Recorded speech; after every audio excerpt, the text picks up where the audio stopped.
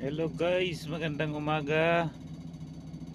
Alas 4 na ngayon ng umaga. Dito ako sa may Batangas, San Jose, Batangas. Saing muna ako, kararating ko lang galing ng Sampabian, Pangasinan.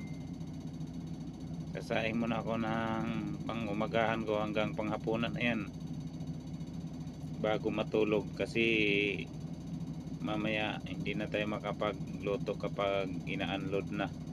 Kung sakaling ina-unload, kasi sa pang ano lang yan, pang rice cooker ng pang sasakyan.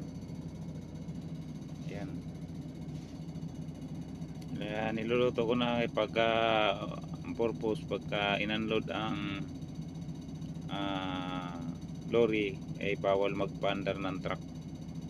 Kaya ito, habang bago pa lang kami dumating, nag-prepare kagad ako ng luto ng kanin para mamaya. So itong kanin na ito ay hanggang maghapon ko na to. Silipin ko nga kung kumulo na. Nag-automatic naman din siya kapag kuan. Ayun, medyo malapit ang kumulo. Nag-automatic naman siya pagka luto na. Kukulay green ng ano.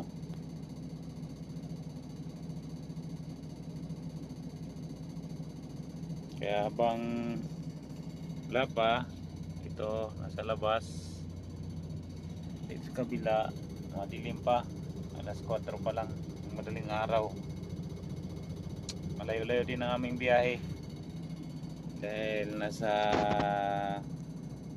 halos 300 kilometer ang tinakbo ng sasakyan. Kulang-kulang konti na lang mag 300 kilometer. At talagang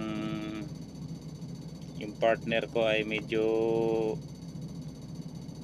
inaantok na.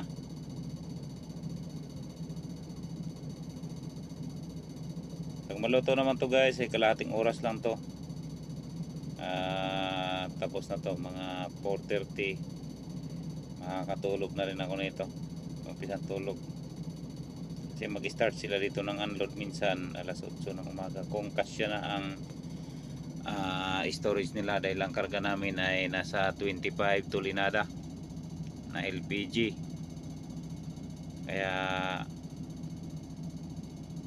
medyo malaki-laki. Dati kasi ang bullet ko ay maliit lang, ngayon ay malaki na. Kaya ito yung bullet namin, pisto. Ayun, sana ready na kami sa unloading.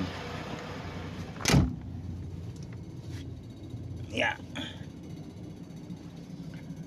Ayan, tapos santay lang ng maluto.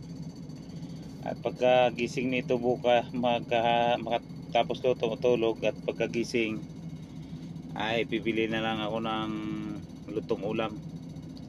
Kung mayroong isda na presko, pwede rin magluto-luto dito, or kailangan doon sa lutuan na rice cooker, mayroon pa akong isang rice cooker na pang saksak sa kuryente, doon ko na niluluto kung mayroong mga hilaw na isda or gulay para lutuin.